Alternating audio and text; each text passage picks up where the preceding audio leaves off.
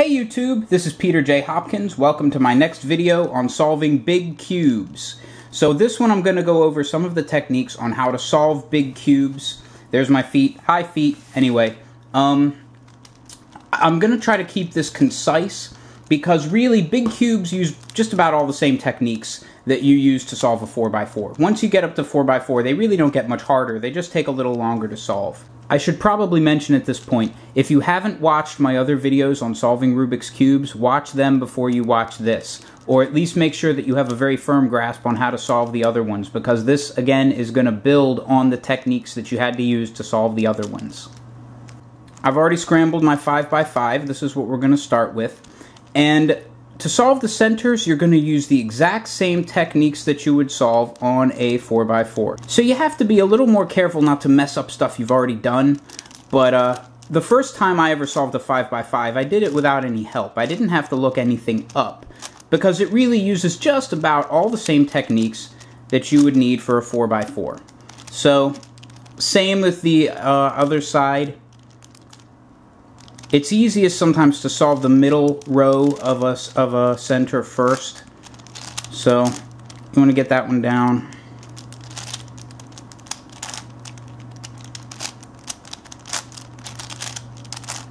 And as you go, you want to get the pieces worked into the sort of middle layer so that you can work with them.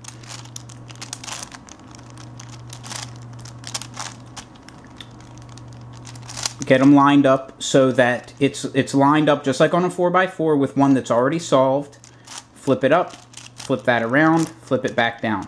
So you can see you're going to do all the same things that you would do with a 4x4 on a 5x5 or a larger cube. Okay, so I just solved all my centers. The first thing on a larger cube that people tend to have trouble with is solving the last two centers. I already have another video on YouTube about how to do that. I think it's a pretty good explanation, if I do say so myself. So if you need help with that, and that's something that people usually have a difficult time with, go look at that video right now, and then come back here.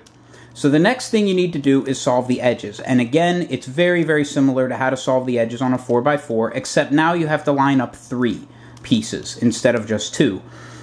First thing I usually do is I look for ones that are already partially solved, so that way it's easier.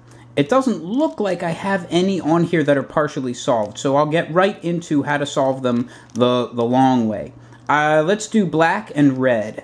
So you want to sort of line them up so that when you straighten them out, see how when I finally straighten them out, they're going to line up like that? And I always put my fingers on the ones that are already where I want them so I remember where they are, because I don't have a good enough memory to remember that. And in fact, okay, see how both the black sides are facing me? That's what you don't want. So I'm going to take this face and rotate it around. So now, when I twist all of these pieces around, the black and red ones are all going to line up, and it's the same with a 4x4. Flip it in the top, take a scrambled one, put it in its place, and then you realign all of the centers.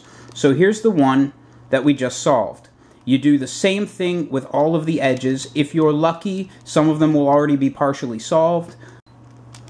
Okay, here's a little shortcut that you can use if you have 2 that are sort of like this. See how these two, they're kind of lined. It's the right colors, but they're like zigzaggy. If you have 2 of those, you can use an algorithm to fix them, where you take the middle layer, turn it like that, then take right like that, up, right back, up, counterclockwise, front counterclockwise, up, front, and then middle layer back. And if you did it right, you'll fix both of them at the same time. And that's a really great shortcut you can use if you end up with 2 of these that are sort of flippy-floppy like that. So, as you're finishing up your edges, you might end up with a situation like this, where you see I have my black and blue ones all lined up and ready, but I don't have another scrambled one left to replace it with. When you have a situation like this, you have to sort of do them in, like, partial pieces, which means you have to take one of them and use it as your scrambled edge, and just solve part of the black and blue, part of the edge you're working on, oops, and then you take the part that you just solved partially, and you solve the rest of it using the one edge that you have left. So there's my black and blue edge. The last two edges can be kind of difficult to solve. See, all my other edges are solved, but my last two. A lot of people have problems with this. There are several different cases for what can happen on the last two edges. The first case is this situation. See how I have these two are lined up, this one is not. These two are the right color, but they're not really exactly right, and then this one should be down here, this one should be up here, these two should be flipped around. So take a good look at this situation, and if you have these edges might be in a different place, like see for example, if they're like this or something, this isn't quite exactly how you need it. You might have to flip things around on the cube to get them into this exact configuration. So take a good look at that so you figure out what that configuration is. And then the good thing about this case is you use the exact same algorithm as you would use on the last two edges of a 4x4. The D star R, F prime U, R prime F, D star prime, and if you do it right, those two edges end up fixed, and then you're good to go. Okay, another situation that you may end up with is where you have two edges that are kind of solved, except you see this isn't the right color, this should be here, and this should be here. So these are right, but you just need to flip these two around. This is another algorithm that you're going to have to learn, but it's the last algorithm that you're going to have to learn for solving this, so that's nice. You're on your last algorithm. It's L prime star, 2U, L prime star, 2U, 2F, L prime star, 2F, R star, 2U, R prime star, 2U, and then 2L star, and that should fix both of those edges at the same time.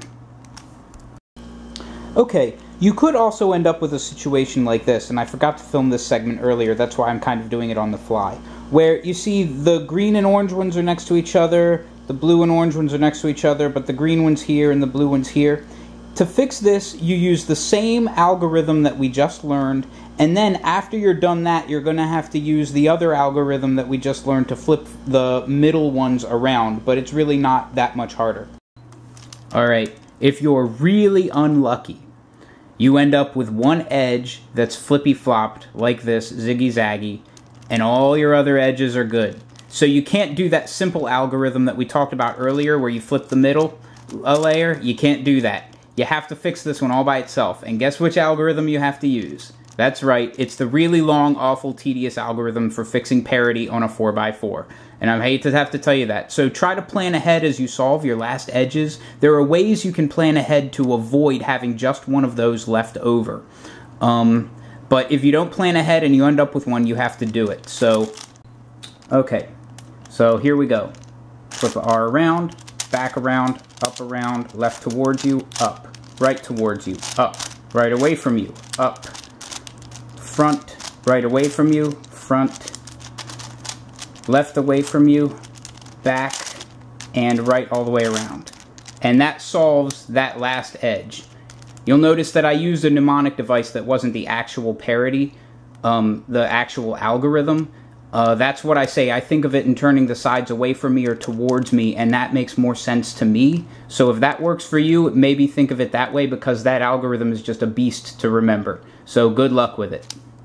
Let's talk for a second on solving the 6x6. The 6x6 is a pain in the butt. It's basically just like you use the same techniques that you would use to solve the 5x5, except you have the parity errors that you would end up with on a 4x4. With the 5, you don't have that sort of end of the cube parity that you end up with on a 4x4, because that only happens on even cubes, not odd cubes. But on the 6, you end up with that. I'm not going to solve a 6 in this video because it's just a pain. And the 6 cube, the way it's constructed, it has a tendency to pop very easily, and I just don't want to have to deal with that. Normally, I really enjoy solving the even cubes more than the odd cubes, because They're a little bit more challenging, it takes more steps, you have to think ahead a little bit more, but for the purposes of this video, just understand, you're going to have to do all the same stuff that you would need to do for a 5 and a 4 cube, and you're smart enough to figure it out. Alright, now let's look at the 7. 7, despite how it looks, is really not any harder than a 5 cube, it just takes longer. You do it the same process, you complete rows on the centers, you have to solve the centers first. So you would look around and say, okay, well, where are some pieces? Okay, I can line those up. This is a little stiffer. And, you know, you just build up the rows with pieces from wherever you can find them on the cube. So you see how I'm building up this center row. And you do that same process for all of the centers, and it takes longer, but it's not really any harder. You have to make sure that you don't screw up the stuff you've already solved. It's very easy to do that, and the bigger the cubes get, the easier it is to mess up the stuff that you've already fixed. So you really have to pay attention to not do that. So you have to think a little bit harder, but it's really not that much harder. So you see, I've already gotten started on this. I always like to start with the middle row and then work my way out, but whatever way works for you. You're going to use all of the same techniques that you would use for any big cube at this point. So I took the time to finish all of my centers. If you're still having problems with the last 2 centers, if you haven't checked out my other video on that, I really recommend that you do that. I'm not going to rehash what that video says because it's a really good explanation and there's no point in rehashing that. Next we have the edges. And the edges, you use the same basic techniques, you line them up, you know, the same way you would do them on a 4x4, except the only issue is when you get up to 7, you have more edge pieces, you have 5, but there are only 4 edges around the middle of the cube that you can line them up in. So you're going to have to solve all of the edges in segments rather than at once. So it takes longer. You can obviously do a shortcut with this if you look for ones that are partially solved. See, I have 2 here that are partially solved, and if I went around, I could probably see, actually, this is kind of lucky. So if I wanted to solve the blue and black edge, I could do it in one go if you could see how I could do that. I'm not going to bother with that right now, but you can see how it would be doable. Alright, so here's a situation that's kind of similar to what we saw earlier on our 5 cube. See how the colors are right, but it's kind of ziggy-zaggy? You do the same algorithm, but you're going to do it twice. So the middle, right, up, right back, up the other way, front this way, that, and that. If you want to write out that algorithm, you can figure that out for yourself. And that solves the one in the very middle, and then you do the same thing, except you treat all 3 of these like the center all at once. So middle, right, up, right prime, up prime, front prime, up, front, and then boom. And I even told you the primes.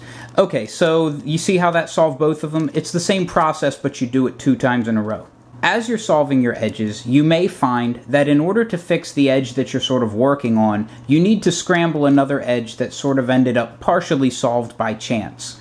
That's okay. My recommendation is, until you get good at sort of looking ahead and doing multiple steps at once, focus on one edge at a time and don't worry about what you're scrambling on another edge. Just focus on fixing them one at a time and not messing up the ones that are completely fixed. If something is partially scrambled, don't worry about it if you mess it up a little more, because you're just going to have to go back and fix it anyway. Now we're down to our last 2 edges, and this again is where people tend to have trouble on the big cubes, especially on the 7 cube.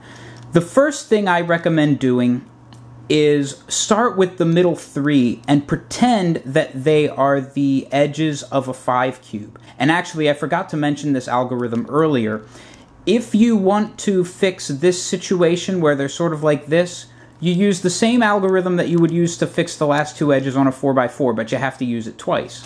So D star prime, R, so D star R, F prime, U, R prime, F, D star prime. And now, you should be able to, again, we line these up. See these two, and we want to use the algorithm we used before. So now we have a situation like this, where we can do the next algorithm. You sort of have to plan as you go. In fact, yeah, I'll go ahead and do that one. There are lots of ways to approach it, just as long as you're comfortable with what you're doing.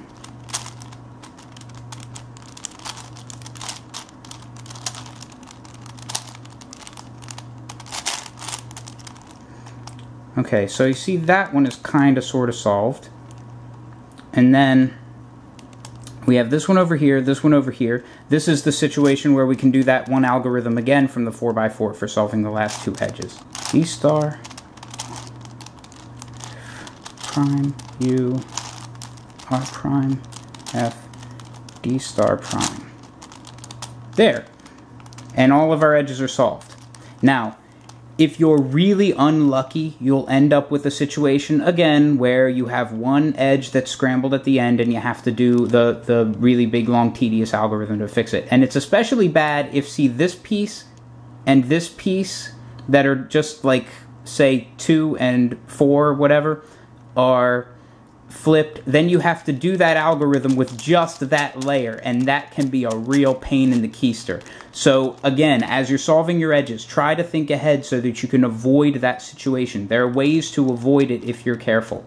After that, again, you just solve it like a regular 3x3 cube. And that's really all there is to big cubes. Again, they take longer to solve, but it's not really any harder. You just have to be careful as you go to not mess up the stuff that you've already fixed. Have fun and happy cubing.